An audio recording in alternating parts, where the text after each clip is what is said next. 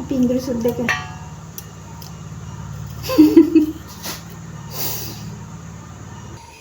Hello guys, කොහොමද ඔයාලට? ඉතින් ඔයාලව ආදරෙන් පිළිගන්නවා මගේ YouTube channel එකට.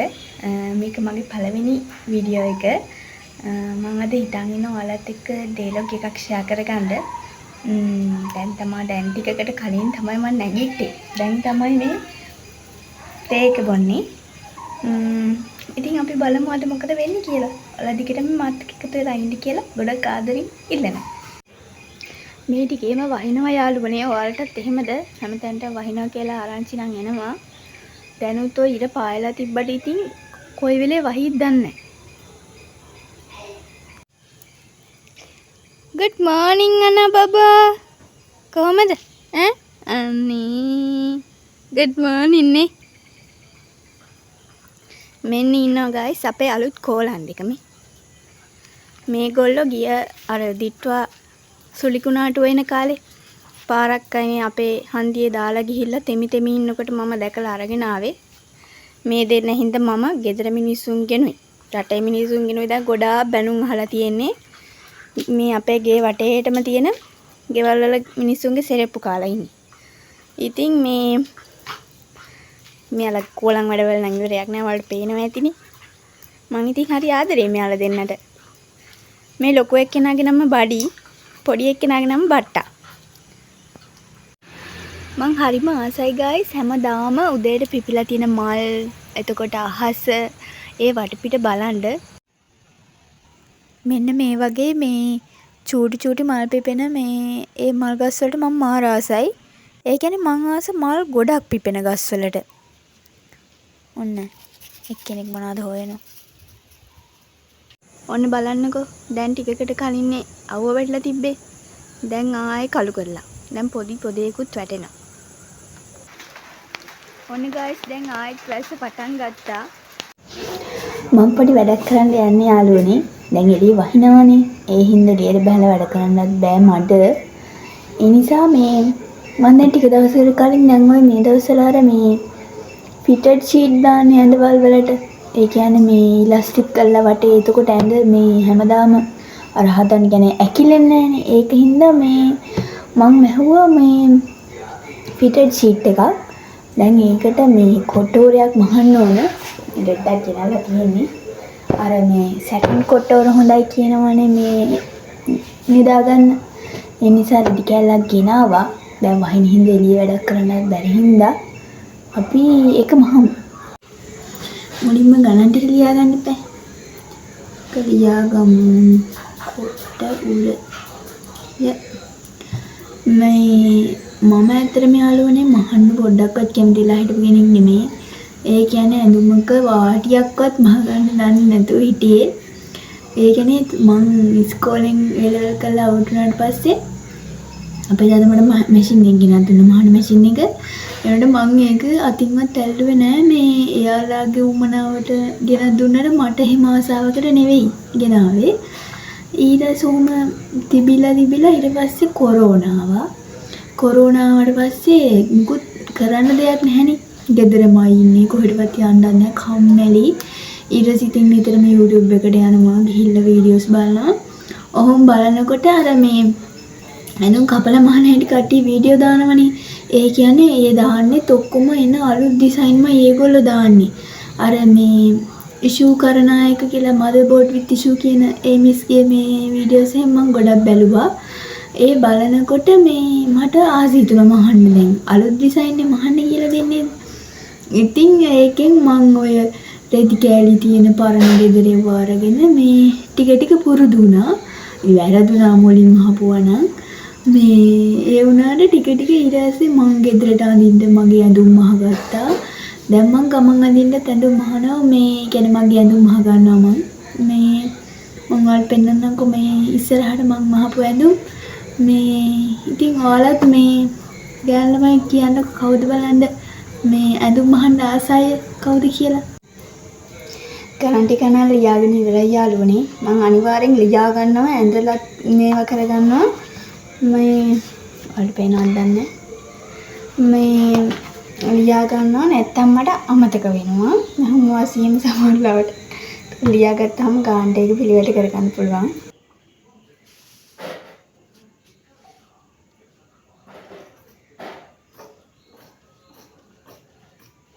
මම දැන් මේ කපාගත්ත කෑලි ටික පුච්චනවා. එතකොට මේ නූල් දෙන්නේ නැහනේ. ඕවර්ලොක් මැෂින් එකට යාළුවනේ මට මේ නූල් කෝන් 3ක් ගන්න වෙලා තියෙනවා නූල් ඉවර වෙලා. ඒක නිසා මේ ඕවර්ලොක් කරන්න විදිහක් නැහැ. ඒකින්ද මෙහෙම පුච්ච ගන්නවා ෂේප් එකේ. මම දැන් මේ ටික පුච්චගෙන ඉවරයි යාළුවනේ. මම දැන් ඒකට මේ වටේට කියලා පින්ස් ගහ ගන්නවා. එතකොට එහෙම වෙන්නේ නැහනේ. ලේසියෙන්ම දිගටම මහගෙන යන්න පුළුවන්. ඔයාලත් අලුතෙන් මේ මහන්න ආස කෙනෙක් ඉන්නවා නම් අනිවාර්යෙන් මේ විදිහට මේ කරන්න. මොකද එකපාරට අපිට අතහුරු නෑ.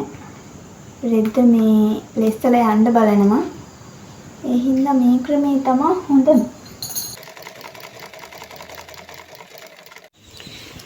මෙන්න තියෙනවා මම මහපු කොට්ටෝරේ. ලස්සනටම තියෙනවා. මම ඔයාලට දාලා පෙන්නන්නම්කෝ. බෙඩ් ෂීට් එකයි. දැන් නම් අවුව පායලා. අවුවක් වැටීගෙන එනවා. දැන් ඉඟුරු දාපු තේ එකක් බොන්න හොඳම වෙලාව කියලායි මට හිතෙන්නේ. අපි ඉඟුරු සුද්ද කරා.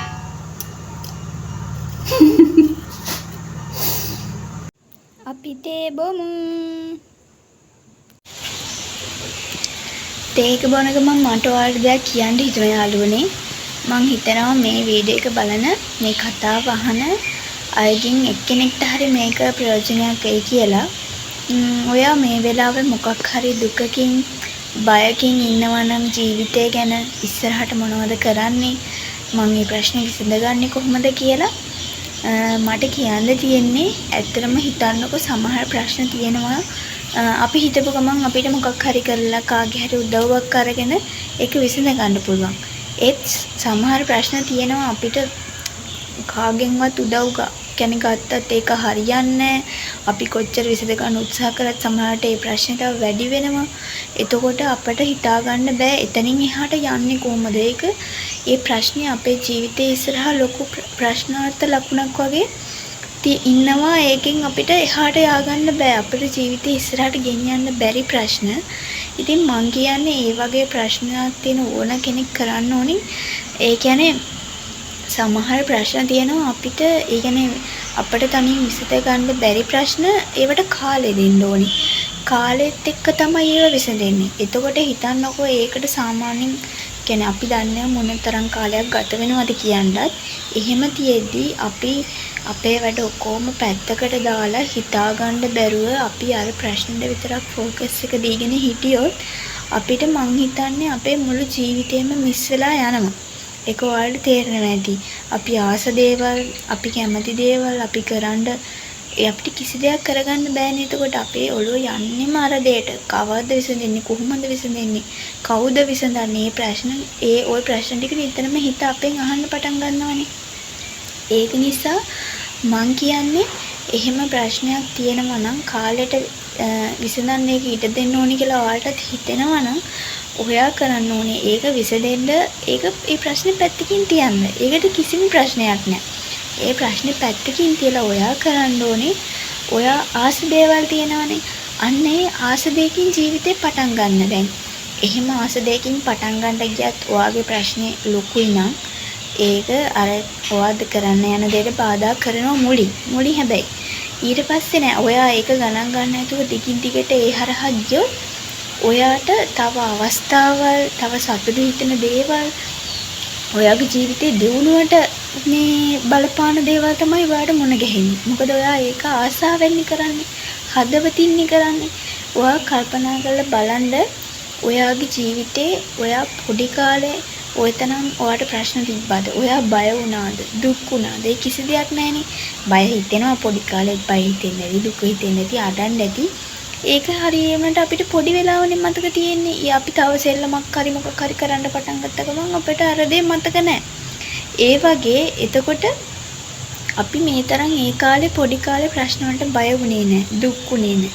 අන්න ඒ වගේ ඔයාගේ ඇතුලේ ඉන්න පොඩි ළමයාව ඔයා ඇහැරව ගන්න. එයාව ඇහැරවගෙන එයාත් එක්ක ඉස්සරහට ගමනක් යන්න. මොකද එයා දුක් වෙන්නේ නැහැ, බය වෙන්නෙත් නැහැ. ඒක නිසා මං කියන්නේ විසඳ ගන්න බැරි ප්‍රශ්නයක් තියෙනවා නම් ඒක පැත්තකට දාලා ඔයා ඔයාගේ ගමන යන්න. සමහර වෙලාවට ඔයා දැන් ඒ කියපු විදිහට ඔයාගේ ප්‍රශ්නේ පැත්තකින් තියලා ඔයා ආස දෙයක් කරගෙන ඉස්සරහට ගිහිල්ලා දියුණු වෙලා ඔයාගේ ජීවිතේ තැනකට අරගත්තට පස්සේ අර ප්‍රශ්නේ ඔයාට අමතකම වෙලා තියෙන්න පුළුවන්. ඒ ප්‍රශ්නේ ඔයාට මේ වෙද්දි කොච්චර ලොකු ප්‍රශ්නයක් වුණත් ඒ වෙනකොට අයියෝ ඕක මට විසඳුණත් එකයි නැත්ත් එකයි. අන්න ඒ වගේ තැනකට මට හිතෙනවා අනිවාර්යෙන්ම අපිට එන්න පුළුවන්. එහෙම වෙනවා. ඒක නිසා මං කියන්නේ අද මම මේ දැන් කියපු වචන ටික මේ කණින් අහලා මේ කණින් පිට කරන්නේ නැතුව පොඩි තැනකින් හරි කොහෙන්ද පටන් ගන්න කියලා හිතා ගන්න බැයි නම් කොහෙන් හරි පටන් ගන්නයි ඕනේ. තැන වැඩක් නැහැ. ඒක නිසා මං කියපු දේ අහලා කවුරු හරි මේකින් ජීවිතේට ප්‍රයෝජනයක් අරගෙන මේ ඔයාගේ ජීවිතේ ලස්සන කරගනී කියලා මං විශ්වාස කරනවා. ඔන්න තවත් බලු කෝලම.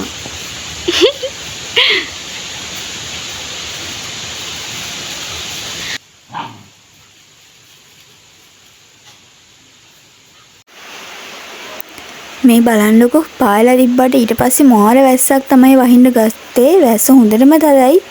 මම ඔයාලට දාන්නම්කෝ ක්ලිප්ස් ටිකක් බලන්න.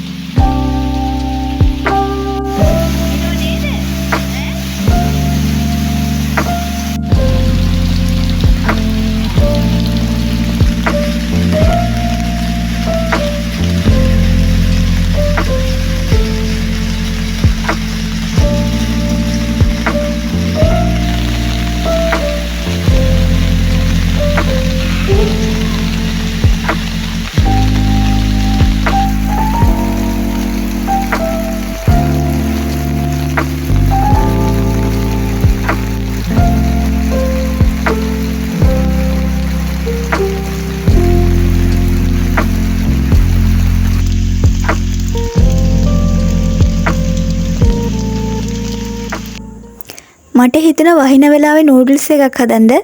ඉතින් ඕම නූඩල්ස් ටිකක් තඹ ගත්තා. මේ බලන්නකො මට හම්බුණා හාවෙක් වගේ කැරට් අලයක්. කන් දෙක හාවෙක්ගේ වගේ.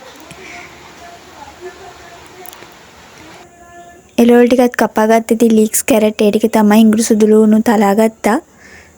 කරපිංචයි ලුණුයි. ඊපස්සේ මුලින්ම ඉතින් සුදු ලුණු ඉඟුරුයි බෙදෙන්න දැම්මා. මාර සුවඳයි. මං ආසයි මේ සුවඳට. එළවලු ටිකක් ටෙම්පරාදු කරගත්තා. ඒකටම දාලා මම තව මේකට තක්කලි සෝස් ටිකක් දාගත්තා. ඊට පස්සේ ඉතින් නූඩල්ස් එක හැදුවා. ඒක මාරම රහයි. ඔයාලත් හදලා බලන්න ඒ විදිහට. මම අර උදේ කිව්වේ යාළුවනේ ඔයාලට මේ මං ෆිටඩ් බෙඩ් ෂීට් එකක් මැහුවා කියලා. උදේම හැම කොට උරේනේ අද. මේ ඒක දැන් මං එනක දාගන්න හදන්නේ. බලමු අපි. දාගමු.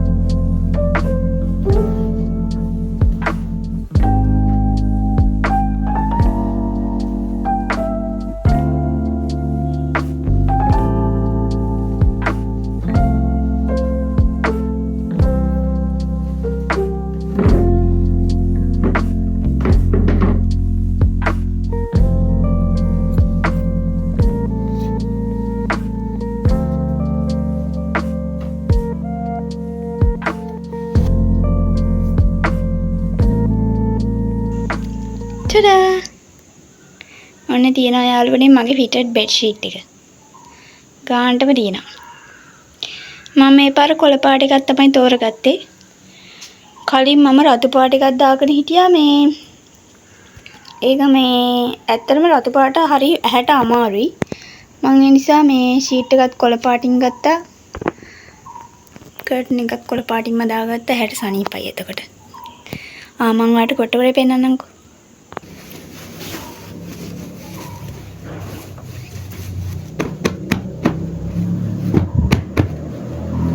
ඔන්න දිනා මගේ කොටවලේ. අසන්නම දිනා ගානට. ඉන්දක මොටේ. ඔන්න කොටවලේ දාගත්ත යාළුවනේ. ලස්සනයිනේ. ඇත්තටම මේක මේ දෙකම ඉතින් කොටෝරේ කොහොමද ලේසියිනේ මහන්න වටේ ඉතින් කපලා මේ ෆිටඩ් ෂීට් එක මහන්නත් ගොඩක් ලේසි මේ වීඩියෝස් ඕනතරම් තියෙනවා YouTube එකේ මාත් ඒව බලලා තමයි ඉගෙන ගත්තේ මේ ලොකු වෙලාවක් යන්නේ නැහැ මහගන්න ඉතින් ඔය මේ ඔයාලා පැතිවලත් ඔය කට් පීස් කඩ ඕන තරම් තියෙනවනේ මේ ඒ වගේ හරි අඩුවට තියෙනවා රෙදි කියන්නේ හොඳ ක්වොලිටි එකේ ඒවත් තියෙනවා ලෝ ක්වොලිටි එකේ ඒවත් තියෙනවා ඔයාලා ඉතින් හොඳට ඒක බලලා Tamanට මේ ගැළපෙන විදිහට තෝරගන්න පුළුවන් ලස්සන ඩිසයින් තියෙනවා මේ අනික ඇඟට පහසුයි ගොඩක්ම යාළුවනේ දැන් මේ ඔය අනිත් බෙඩ් ෂීට් දාපුවාම හරිය මේ හොදනකොට එන බරයිනේ හරි අමාරුයිනේ හොදගන්න දැන් මේ රෙදි එහෙම බර නැහැ හරි ලේසි හොදගන්න මේ අනික ඉක්මනට වේලෙනවා ඒක නිසා මේ හැම අතින්ම ලේසි පහසුයි මේ ගානත් අඩුයි ඒකින්ද මේ සමහර ගෙවල් මේ මහන මැෂින් තියෙන යාළුවෝ ඉන්නවනේ අම්මලා ගාව එහෙම මේ ඔයාලට ඉතින් මහකට මේ වගේ ලස්සනට මේ වැඩේ කරගන්න පුළුවන්. ඔයාලත් කරලා බලන්න try කරලා බලන්න. පාන් කුඩු ටිකක් ගන්න හිතන යාළුවනේ.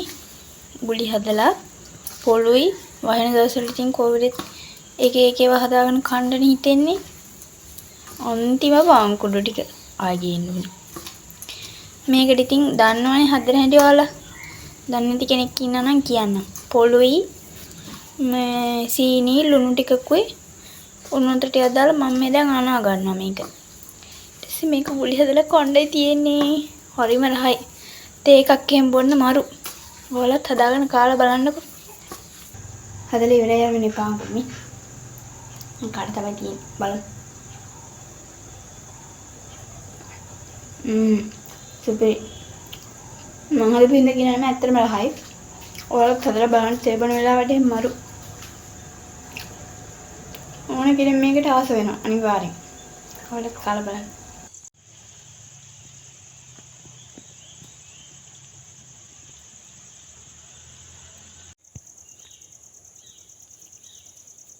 චිචි වගේ ප්‍රින්සස් ඔයාලට කැමති නැද්ද? ඈ? අපි ආවේ යාළු කරගමුද? ඈ? චිචි ඉන්නකෝ යට මම කතා කරන්නේ. මෙන්න ඉන්න යාළුවනේ අපේ චිචිගේ ප්‍රින්සස්. එයා චිචිට කැමති නෑ ලොකු ලයින් දානවා. බලන්නකො ළඟලා තියෙන උඩ. බබි. පව්වනේ චිචි. එයත් එක්ක යාළු වෙන්නකෝ අනේ. ඈ. යාළු වෙන්නකෝ. ප්ලීස්. කැමති නෑ. චිචි ආ වෙන කෙනෙක් හොයාගන්නානේ. ලොකු ලයින් බලන්න නැතුව. මන්ද යාළුවනේ මේ පෑන් එකට මේ මල් දා ගන්නවා. එතකොට මේ ලස්සනයි කියන්නේ මේ මම අහලා තියෙනවා එහෙම මේ පූජා කරන එකත් පිනක් කියලා.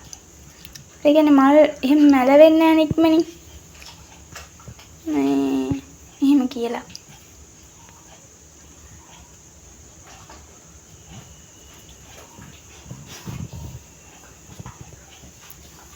ඇත්තටම දවසක අවසානයේ පටන් ගද්දි කරදරයි නම් වැඩට යන අයට එහෙම අමාරුයිනේ. දවස අවසානයේ හරි මේ වගේ දෙයක් කරන්න පුළුවන් නම් ඇත්තට මේක මේ හිතට හොඳයි අපේ. මේකට ලොකු වෙලාවක් කියන්නේ නැහැනේ. මේ පාට මාල් ටිකත් ලස්සනට මේ කරගත්තා.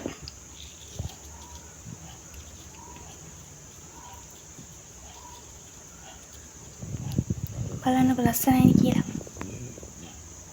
ඔන්න ඔයාලත් අත ගහන්න මල් එකට. මම මල් ටික ලෑස්ති කරලා ගිහින් ඇඟ හොදගෙන ආවා. දැන් ඉතින් පූජා කරන්න තමයි හදන්නේ. ඇත්තරම දවස අවසානයේට මේ වගේ අපි අපේ ආගම අදහනකොට අපි අර දවස පුරාම මහන්සි වෙලා වැඩ කරලා හෙම්බත් වෙලා ඒන ප්‍රෙෂර් එක සම්පූර්ණයෙන්ම නැති කරලා දාන්න පුළුවන්. මේ ඒ හින්දා මං හිතන්නේ කොච්චර වැඩ තිබ්බත් අපි මේ වෙනුවෙන් විනාඩි 5ක් හරි හොයාගෙන ඒක කරන එකෙන් ලොකු මානසික සහනයක් අපිට ගන්න පුළුවන් කියලා මට හිතෙනවා.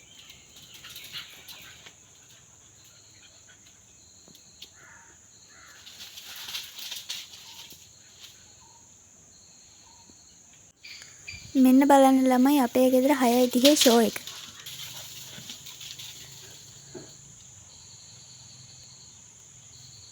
ඔයාලා කියවලා දිනවද මෙන්න මේ පොත? ගොඩක් අය නම් කියවලා ඇති. මම මේක කී වතාවක් කියවලා දිනවද කියලා මට මතක නෑ. මම එච්චරට මේ පොතට ආසයි. මම ගොඩක් වතාවක් කියවලා දිනවා. මේකේ තියෙන දෙබස් පව මට කටපාඩම්. මේ හරි ලස්සනයි ඇත්තටම. නිකන් අපිත් ඒ කතාවේ ජීවත් වෙනවා වගේ මේක කියවද්දි මට හිතුණා ඉතින් මේ අද කියවන්න ඒක. දැන් මට මගේ වැඩ ඉවරයි අද දවසට. මම ඉතින් හිතුවා දැන් කාලා හැම මේක මේ කියලා එහෙම්ම නිදා ගන්නවා කියලා. එහෙනම් මේ වගේ තවත් ලස්සන ලොග් එකක් අරගෙන මම එන්නම්. ඔයාලා කියන්න මේ මොන වගේ ලොග්ස්ද තව ඉස්සරහට බලන්න කැමති කියලා. ඉතින් යාළුවනේ අදට මං ගිහිල්ලා එන්නම්. ඔයාලා හැමෝම සතුටින් පරිස්සමින් ඉන්න. බුදු සරණයි.